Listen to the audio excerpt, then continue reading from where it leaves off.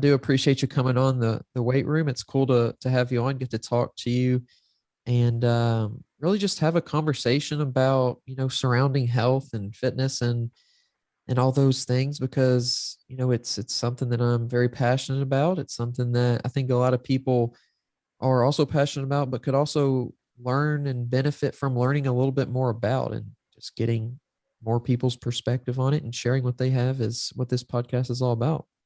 Awesome. No, I appreciate you reaching out and like you said, the more people, especially with the last 2 years, I guess, of health being such a huge topic. I think the more conversations that are had within our industry and shared with others are going to be huge. Yeah, definitely. So if you just want to start things out, introduce yourself a little bit, tell us a little bit about your background, who you are and what you do, and we can kind of get into it from there. Beautiful. So my name is Dave Mackie. I'm actually currently in Vancouver. I'm usually in London, Ontario, but I spent half the year here. I moved to London when I started my undergraduate degree in kinesiology and psychology at University of Western Ontario in 2013. Then after I graduated, I got drafted to the CFL. I played all my varsity football at Western, and I'm still currently a CFL athlete. But what I do in my off seasons, I obviously have continued off the kinesiology degree, and I've worked as a strength conditioning coach for the last three. I don't know, it all blends together every off season, but 3 or 4 years in my off seasons, I spend my time as a strength conditioning coach. Started with just general population, like most of us do. We're just trying to get our foot in the door, and I spend a lot of my time going to clients' houses because I had such a short window in my off season where I'm in Vancouver playing football. And then I've got such a quick off season. I was just trying to get clients any way I could. So I was going to people's homes, which was crazy in and amongst itself. And then each year I kind of developed up off that. And I was working as an assistant strength coach back at Western one off season. Then I started going into my own business and working, with anywhere from general population athletes. And then I work with a large group of fellow professional athletes. So a lot of guys that I actually compete with or against half the year, I actually work with in the other half of the year, which is pretty funny. So that's kind of my world the last year and a half. Where did that idea start for you? Was it just from an interest perspective or was it from a necessity perspective? Where did that start? It's funny, the more times you get asked that you kind of dive into, where the love for it truly started from a professional setting and as a strength coach and an athlete, because what continues my motivation in the off season to continuously push weight, training for sport, everything like that.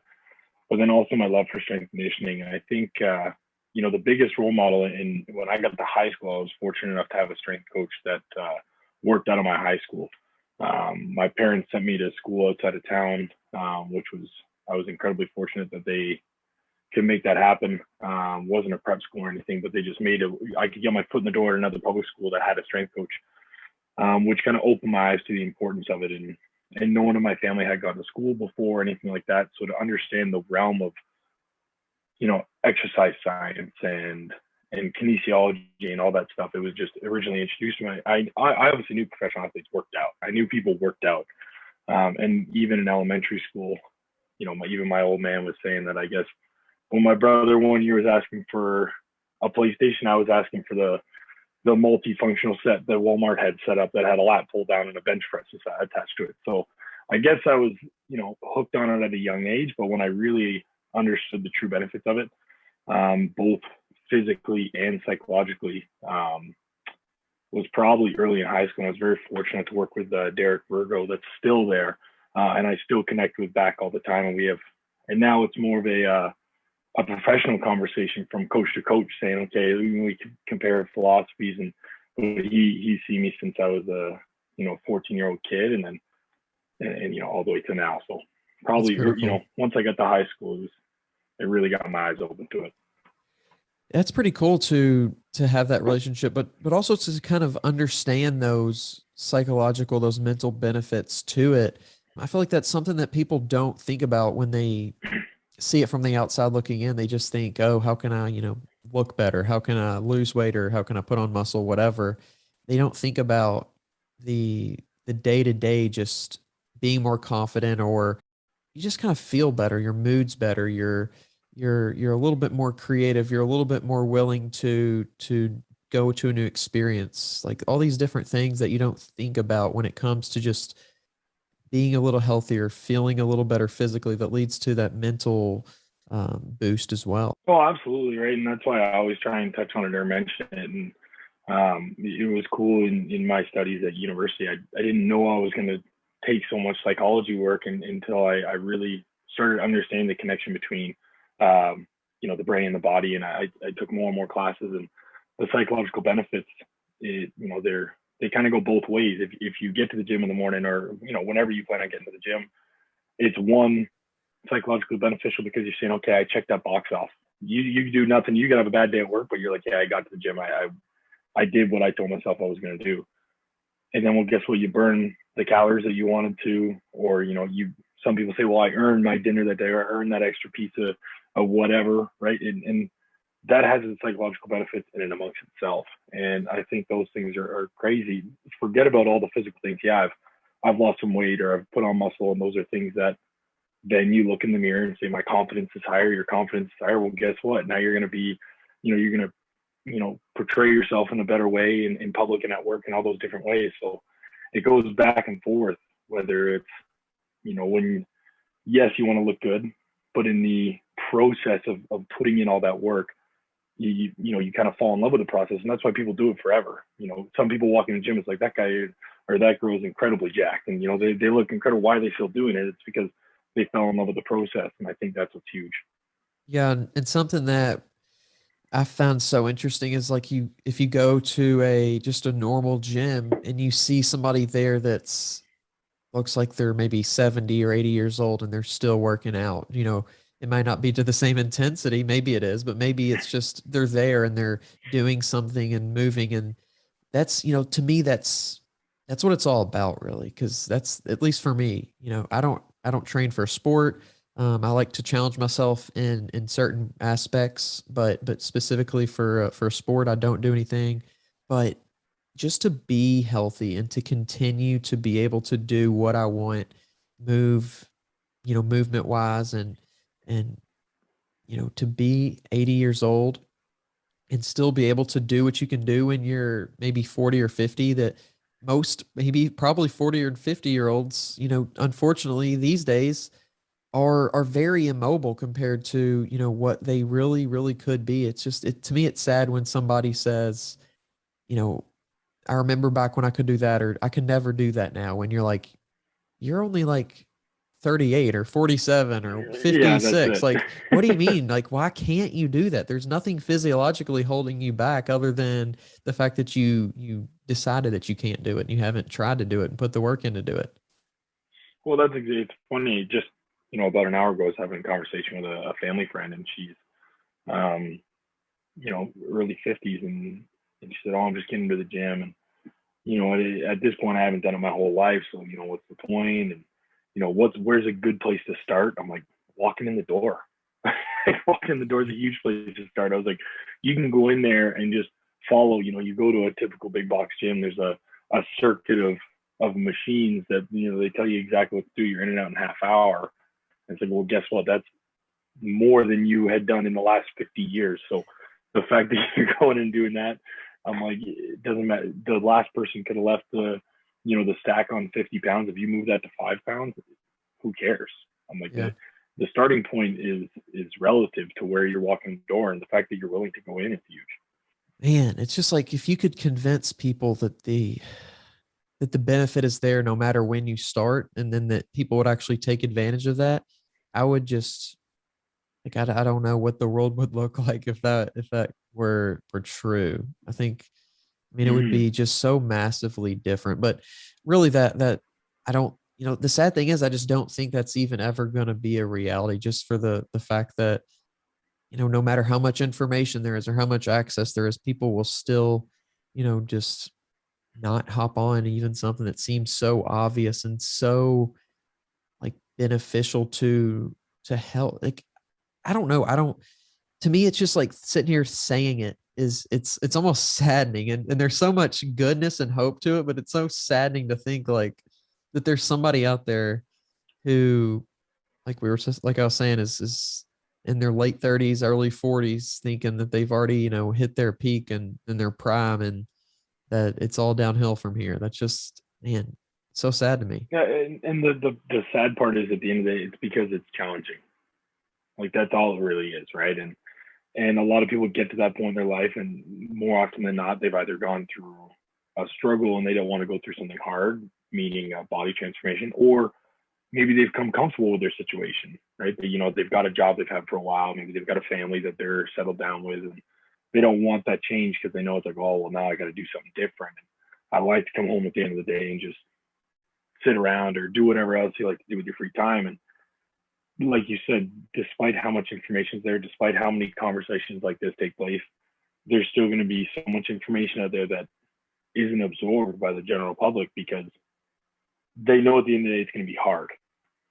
Yeah. But it goes back to what I just said a couple minutes ago, just showing up and doing something and just to build it into a routine is what people is like. Once it's a routine, it's not bad, but everyone is just so comfortable with their routine right now. They don't want to break out of it. Right. And I always say, it's just mapping that time out in your day. I'm like, I had one client that said, I'm intimidated to go into the gym. I said, okay, well, how about every day after work, just walk to the gym and back? Yeah. And then it eventually got to a point after about 3 weeks, they're like, well, I'm already there. I might as well go and check it out. And they eventually came in and they checked it out and they did their thing. And then it got to the point where they were only in the gym for maybe 30 minutes, but their walk there and walk back there, they devoted that time. Why not just go in and do a little bit extra than what they were doing? But it was just once that time is devoted, because it's just a habit. It's just like, oh, well, I've been crushing this Netflix series. Well, no one's telling you to do that. It's because it's easy. You show up and you put it on, right? But you've devoted that time to doing it. So now when you devote that time to something else, once it's habit, it's okay. Yeah, definitely. And it's like, what can we do to make it easier?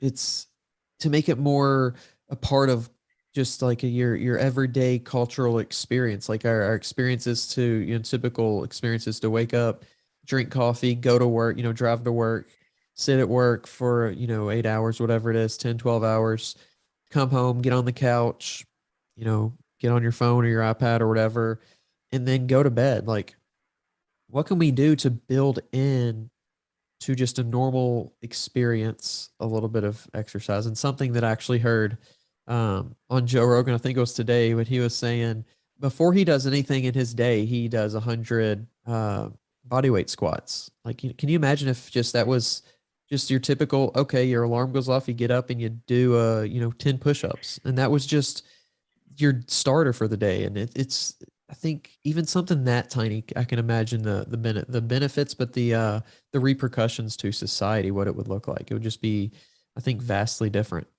Absolutely. And it's not going to get to that point until it becomes normalized, right? And at the end of the day, everything's so normal. We're showed so much information to sit and stew, and especially now with the culture of sitting on Zoom calls and, well, that's what I'm doing for work. Well, I don't want to do any more, at home work. If I don't want to sit behind a Zoom and do a workout, or I don't want to do it virtually, then it becomes easy to just sit around. But until it's normalized to get up and just move, and I feel like, obviously we're having this conversation because we believe in that, but until somehow that information is mass produced, which I think it has, I feel like all I see on social media is physical exercise activity. That's what I talk about with my family members, my loved ones. But that's because that's what we're into, right? And that's what we've decided to buy into. And it's going to be difficult to have everyone buy into that.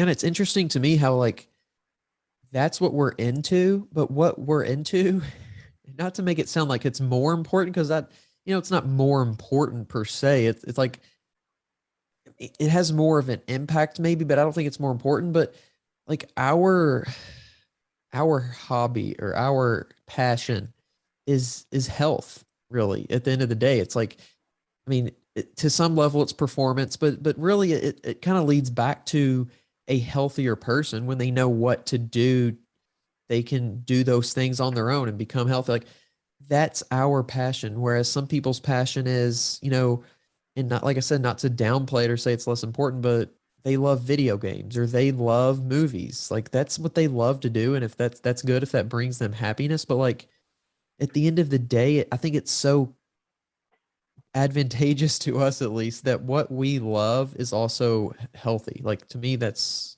I can't imagine being in love and almost addicted to something that wasn't healthy, like how that would negatively impact my life. Well, exactly, and I get it all the time when people are saying, "Oh, well, you're only preaching it because that's your job." It's like, well, no, it didn't start as my job. I bought into it because I was like, well, this is clearly advantageous, both for my athletic career, two for the ones around me. I saw a lot of people in my life. You know, my father had his first heart surgery when he was in his 40s because he just eat like crap for his entire life, and I was like, okay, well, I don't want that to happen to me. I don't want that to happen to, my future kids, my wife, anything like that. So it's like, why would I want that? And that was before it was something that put money into my account. That was just me realizing, okay, there's a lot of information that I don't know yet. Clearly, my family doesn't know, or that they're just ignoring. And then, of course, now it's that passion's turned into an industry that I can work in and get paid. And yeah, I love working with elite athletes and creating absolute, peak performance. But the way I see it, for every one person that I can try and push to peak performance, they've got an umbrella around them. Everyone sees them as someone that trains so hard and works so hard, eats so healthy.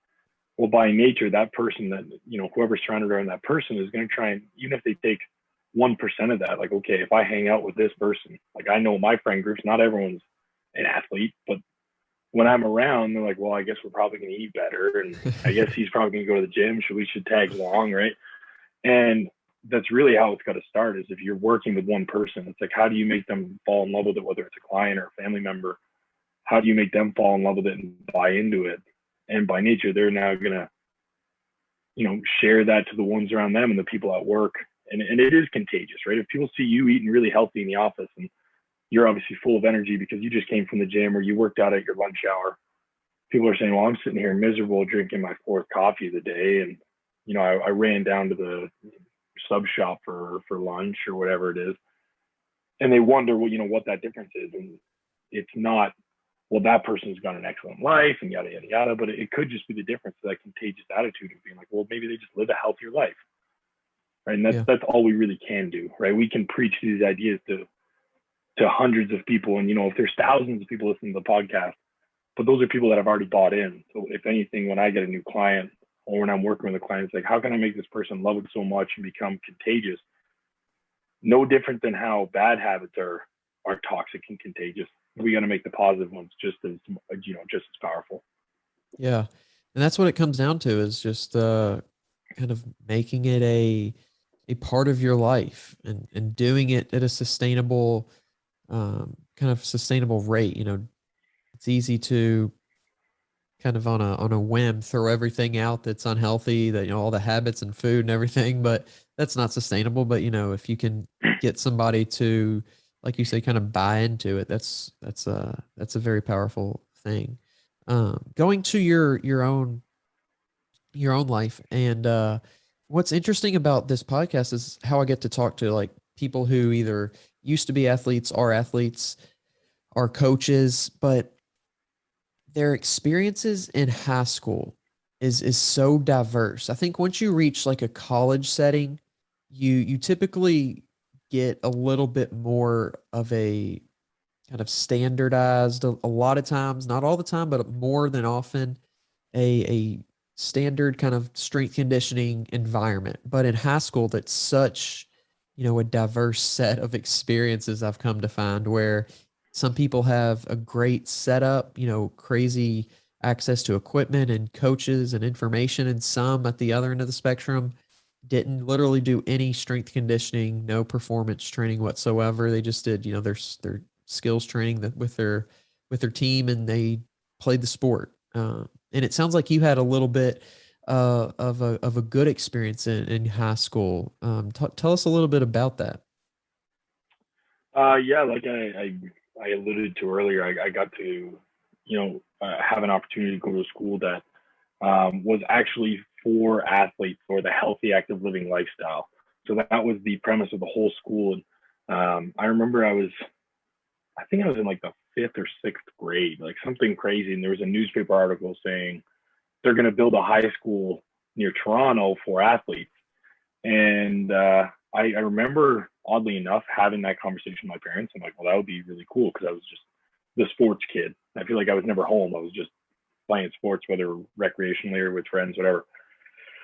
And then once I was in the eighth grade, sure enough, they were saying, well, it's going to be built, and next year it's going to be, open for incoming students. And I didn't come from much money. I came from a small town, and we didn't have a car or anything like that. So we were trying to figure out how I would possibly get to the school. It's an hour and a half away. But my parents kind of made it happen, and I applied to the school. I got in. In the first year it was open, there's only 300 students. It houses almost 2,000. There's like 300 kids in the first year. And I took a bus there. I think the bus was like 2 hours there, like Wow. just under 2 hours back.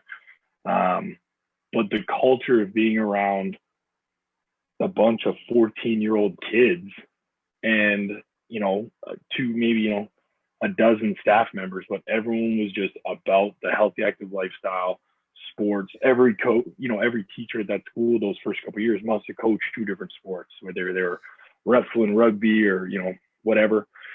And it was really cool to be in that culture, because like I said, a lot of my family, I struggle with obesity and they're not very educated. But as soon as I go into a different setting where you're still at such a tender age, even though you're 14, 15, as soon as you're around that type of people, it's incredibly contagious. And I just dove headfirst into sports.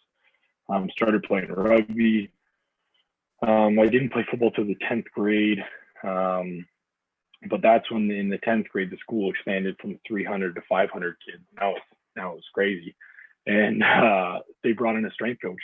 And it was the first time I actually understood, what structure was, and, how different athletes rely on different energy systems, and just that little bits of information. When I'm in the 10th grade, I'm like, okay, that makes sense. Like, that's why cross country runners look the way they do. That's why sprinters look the way they do.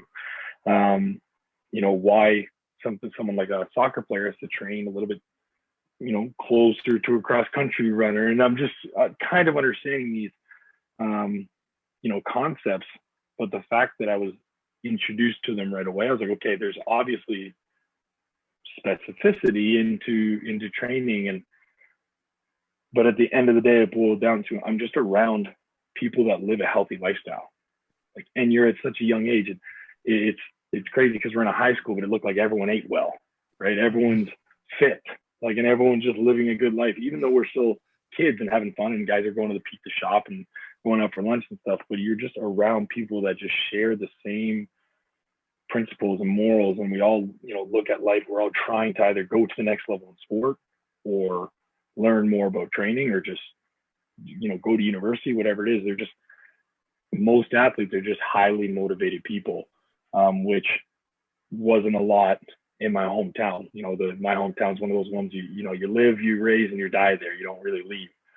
So to be in a situation around athletes and be highly motivated, and meeting people that their parents were really pushing, hey, you got to go to school, you got to go to school.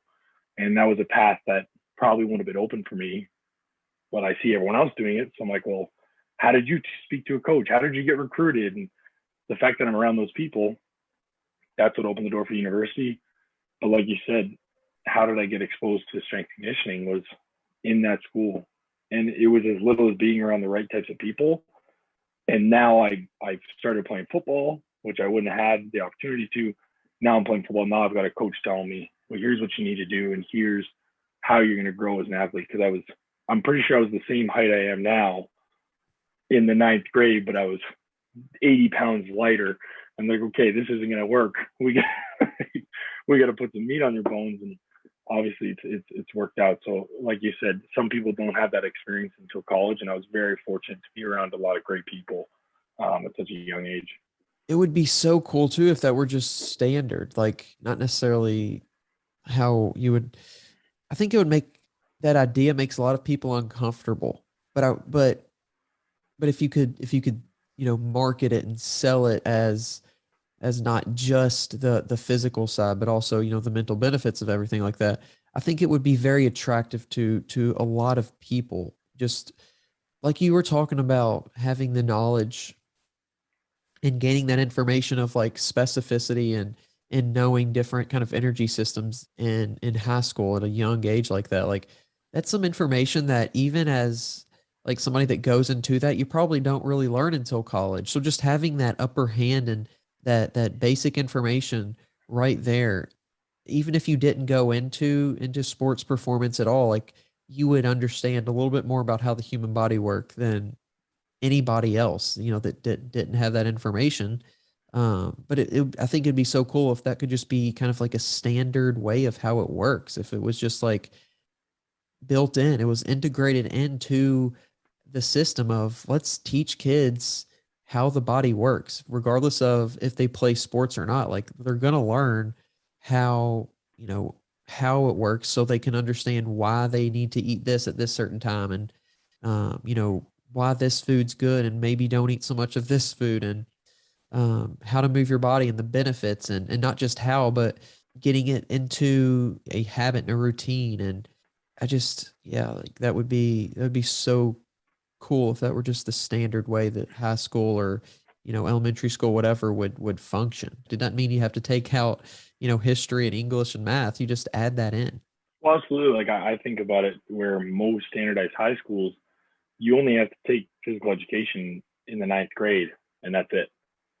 So you enter high school, you're this nervous 14-year-old kid. You don't know anything about yourself. You're changing. You're going through some crazy puberty years, and you're like, okay, throw on some, gray sweats for one semester for 1 year, and that's it. And how much can you really learn apart from the rules of dodgeball in, a 6 month period of time? Where at the school I went to, it was mandatory that you took a physical education credit every year you're there. And whether that was, there was health subjects, in your senior years, you could take exercise science, which introduced you to anatomy and basically was kind of a walk into exercise phys and kin, which was cool. But no matter what, you're sitting there and at least once a day, every day for your entire point of high school, you're either learning about the human body, you're exercising, you're working out, and that just becomes habit. And those are things those are huge tender years of your development that even if you're just going to the change room, you're putting on the gray shirt and the black shorts for gym class, and you get out there and you play basketball or badminton, whatever it is, well, you're just used to being active for over an hour a day, every single day for 4 or 5 years. That's going to translate into a healthier individual. Like, yeah, you go to university and you start making your own decisions. You're not going to take gym class, but you're now used to a certain level of exercise that your body is, adapted to and used to. And more times than not, you're just going to continue that habit. As soon as you get to the university, it's like, well, I have access to the public rec room or whatever it may be. I'll probably just hop in there, even if it's a spin class, whatever it may be. I would love to see where and everyone how it, their time was mapped out after high school and the kids that graduate from the school that I went to and how their day-to-day habits are different than an average high school graduate. And just because now it's been open since 2008, I guess, right? So there's years of graduating students, but it's like, how is their utilization of the rec rooms in their universities or, in their careers? Some employers have gyms in their offices or whatever. I'm just interested to see how that compares to someone that only spends that 6 month period of time in the ninth grade. You know what I mean? Yeah. Yeah. I think it'd be really interesting. It's just like we were talking about before, just making it normal. It's normalizing the activity, making it part of your routine, and it teaches you kind of almost how to fit it in. And yeah, it would be really cool to I don't really trying to think of it. I mean, other than the fact that it would be, like I said before, maybe a little uncomfortable idea for some people. Like I don't see that there would be any harm in giving it a shot. Why not do it? I think there would only be upside to it. And it's funny. There's always backlash because it's looking back on some of those experiences, and it's funny to have a conversation with like this. You often forget about them, but there are parents of students that went to other schools that just say, well, that's not fair. Well, that's not fair that those kids get to, well, it's like, well, nothing's stopping from you having your child apply. your child could always apply to the school, and if they get in, well, great. Now you're going to jump ship, and you're saying, well, look how excellent my son is. So it's like, no, or look how excellent my daughter is. But everyone wants to jump on, like you said, it's not fair. I don't like that. Look what they're doing. That's not what I'm used to. So that's different. Yeah. Like, well, yeah, of course it's different, but I think it worked, and it worked out for me. And a lot of my friends that that I still communicate with or see from high school, that looks like they're living healthy, active, lifestyles, which is fantastic. Yeah, definitely. Moving to your college experience with sports and with training and everything like that, how did that change? Like, how did it, I'm assuming it probably did, but did it kind of like boost just up to that next level of kind of just like performance and things like that? Yeah, I think absolutely. The introduction I got from Derek Burgo at high school, my strength coach there, was great, and he definitely helped me excel to a point where I could show off and get to the collegiate level. But Jeff Watson, he's the strength coach at Western University. He really did take me to that next level and expose me to, different styles of strength training and stuff that, now that I'm diving more into my strength training career, I'm like, oh, I remember when we tried these methodologies in our second year and we were mixing around with these. But that's where I really blew up. I walked in as a freshman at barely 200 pounds soaking wet as a receiver. And I left at, 255 playing fullback. I was stronger than ever, like running faster than ever, and just really exposed to. Now I was in high school, I was training to be overall athletic development. He did a great job exposing me to everything from the fundamentals of strength conditioning to Olympic weightlifting to sprint and different track style, or now the true specificity of, like, I'm a university football player just trying to perform from the months of, August to November for my school. And it was great. And like you said, there's a little bit more uniform consistency in, the college setting. And the problem is a lot of Canadian universities are underfunded. I feel like every strength coach can say they don't have enough funding. Doesn't matter what school they go to, unless you're Bama or Ohio State, probably. But in Canada, a lot of schools are extremely underfunded. And I was fortunate enough to go to a school with the senior strength coach, Jeff, that he would fight tooth and nail if he could get an extra plate in the gym or an extra, bowl of chalk. He would do anything to get, make sure that his athletes had, enough to prepare. And I think he did a great job. I had some injuries in university, the nature of playing football, but the way I rehabbed from those exercises, I was able to come back just as strong, if not stronger, every time, which I owe a lot of credit to the strength staff that I had there.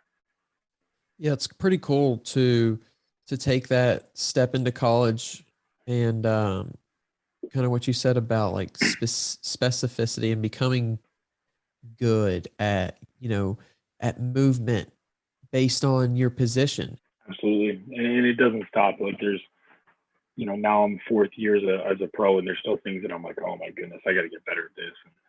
And I'm sure if I were in my first year university and I look at how I do things now, I'd be like, how the hell did you get there? Like, what did you train to get to this point?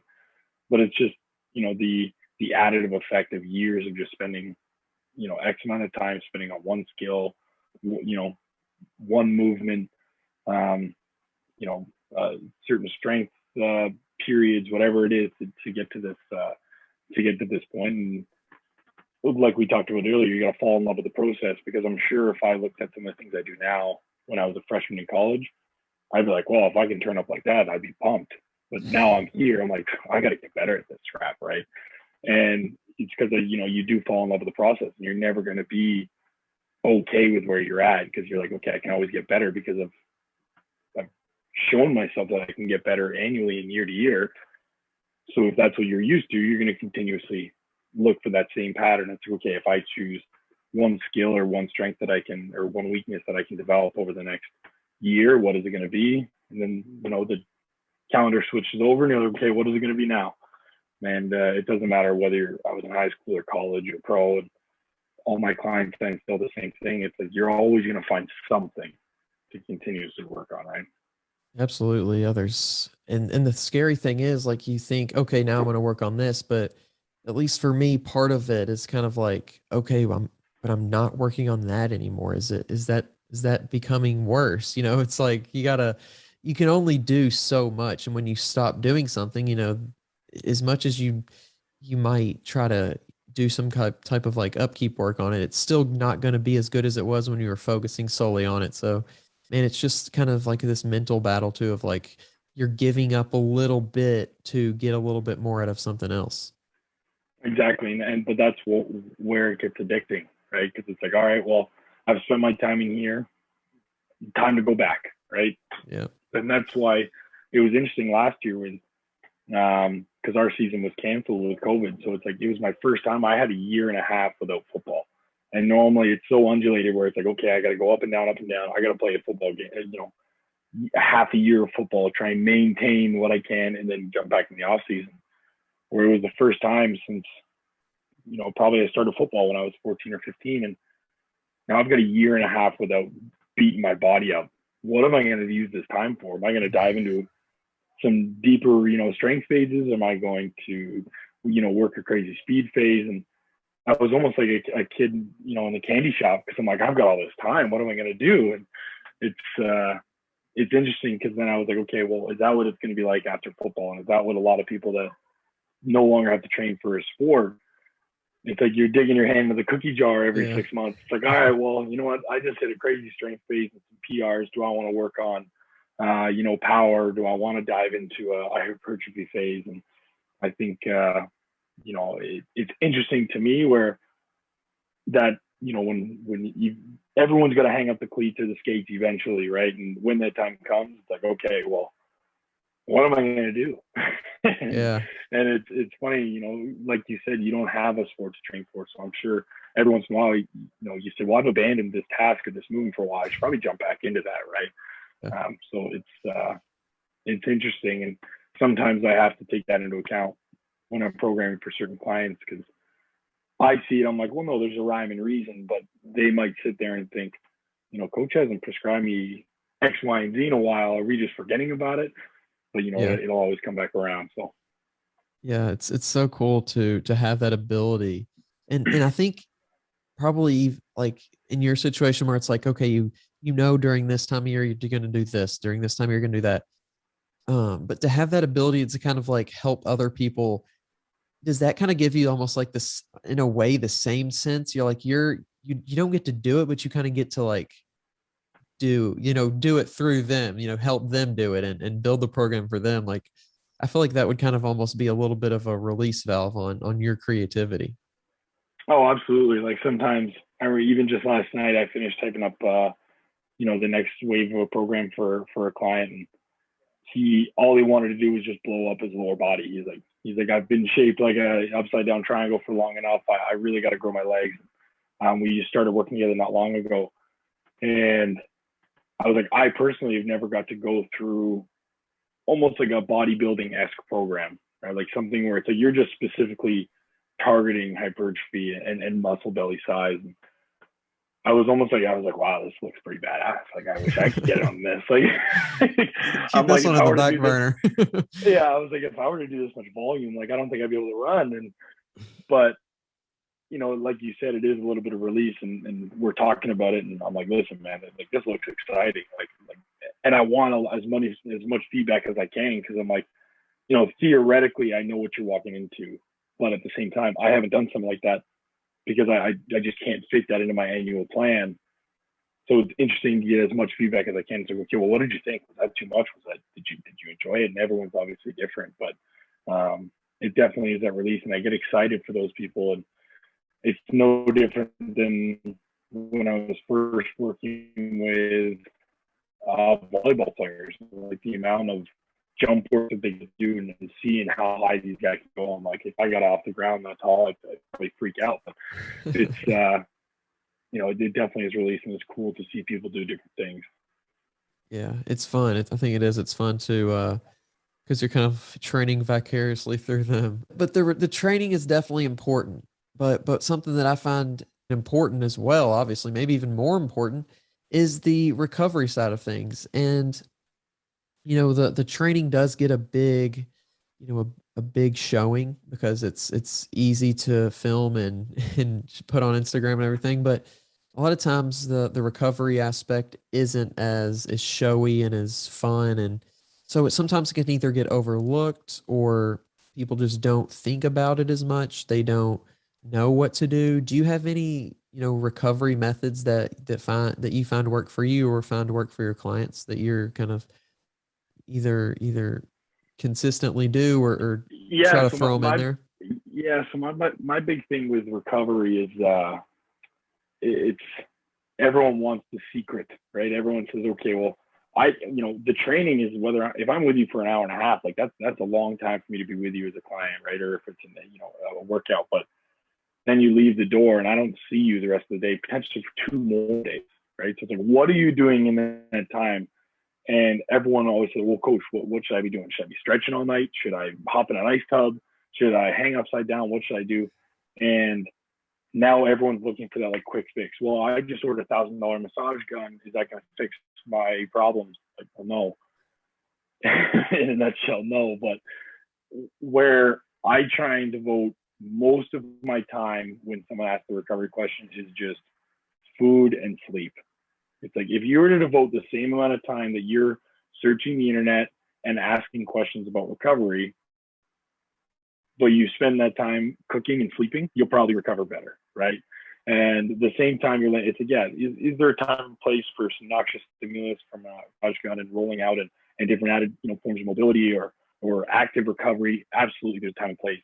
But more often than not, the problem from youth athletes all the way to the pros, I got guys that I literally play with beside that just have no idea what they're putting into their body. They just don't have a clue and they don't care to know.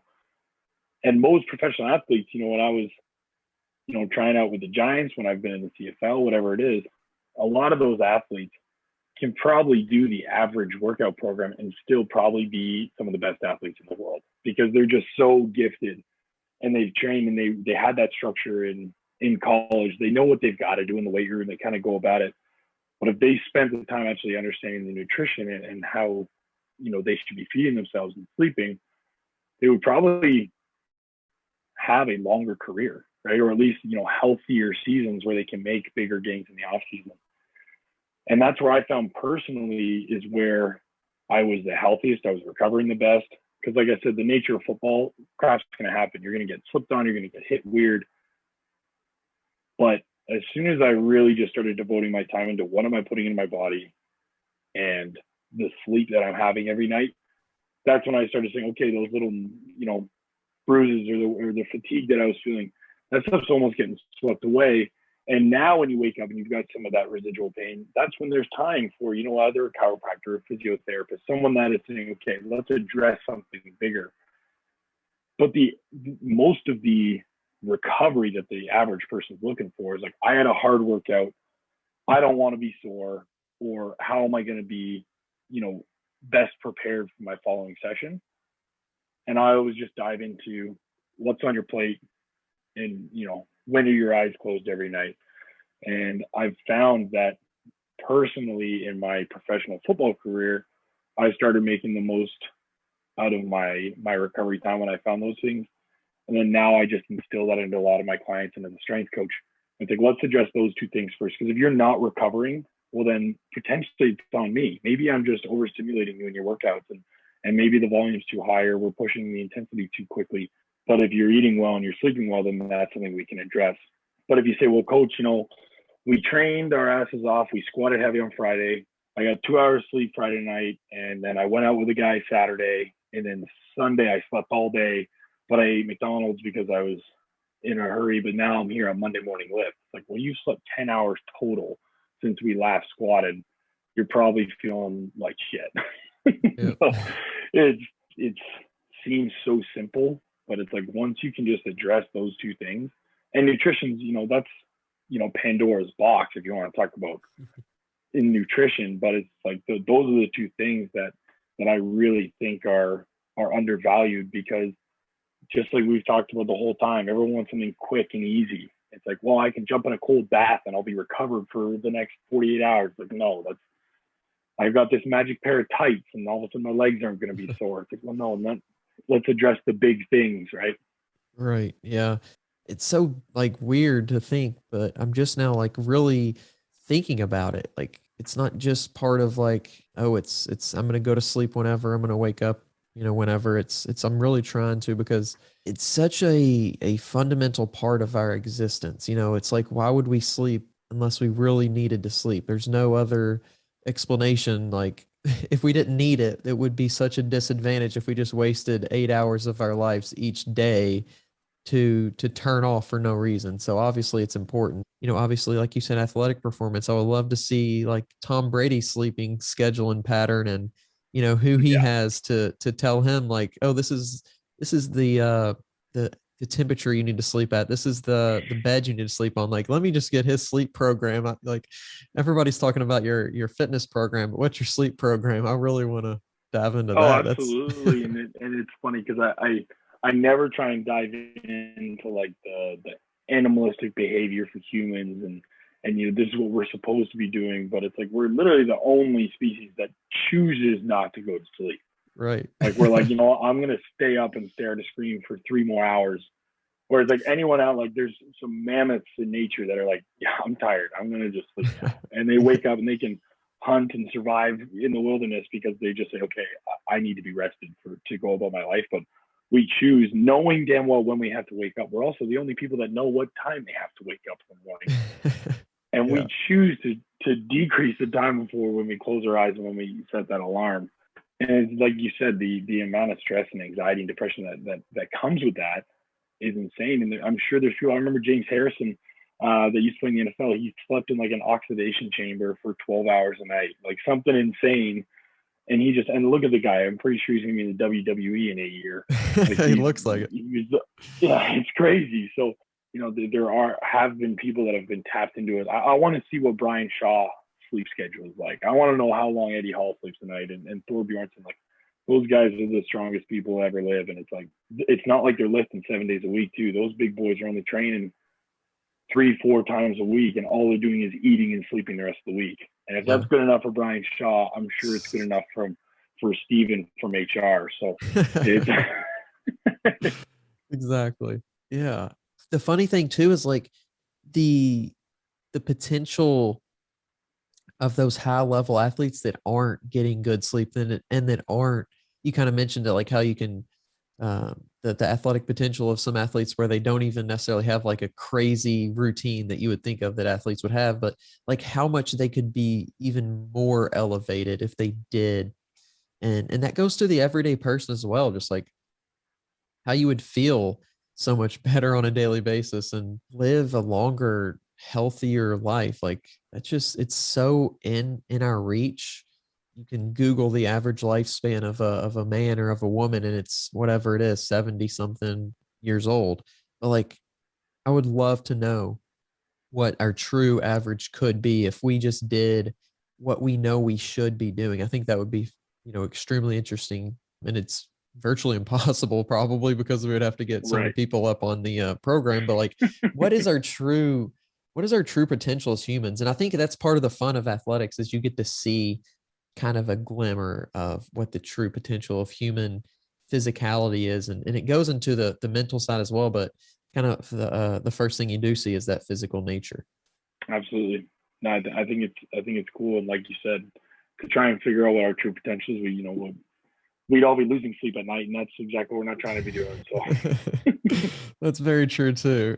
And it's just so cool to have this ability to have this conversation and share it with somebody who has that passion as well, because you're lucky enough to be around athletes and stuff like that, which is cool. But I mean, even when you're just around non-athletes, you kind of know what it's like to not have that same like click with somebody. When you're in the gym with somebody and they're serious about getting better, it's like you see it in somebody and they see it in you, and it's like this cool thing that happens. And it's cool to be able to kind of do it through Zoom a little bit when we're talking. It's cool to get to do that with you. well, absolutely, and the culture of it too, right? It's like how else would our careers pass if we just didn't have this common interest and this common passion, and that's really what how this industry and how these thoughts and messages are going to be spread is just through conversation, right?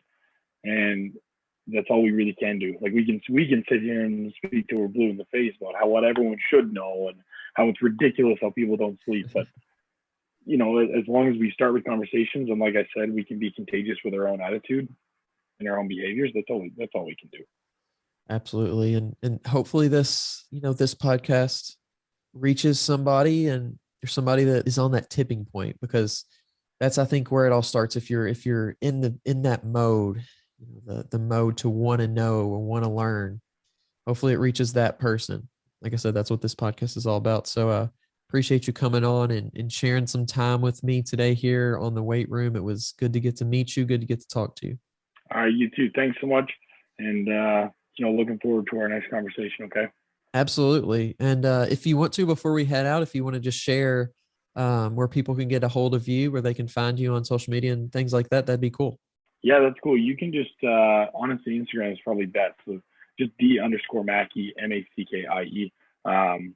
I've been a little bit offline the last little while. I didn't realize how quickly it goes with the football season ramping up. But, I'm always open to people hitting me up and messaging, just asking questions.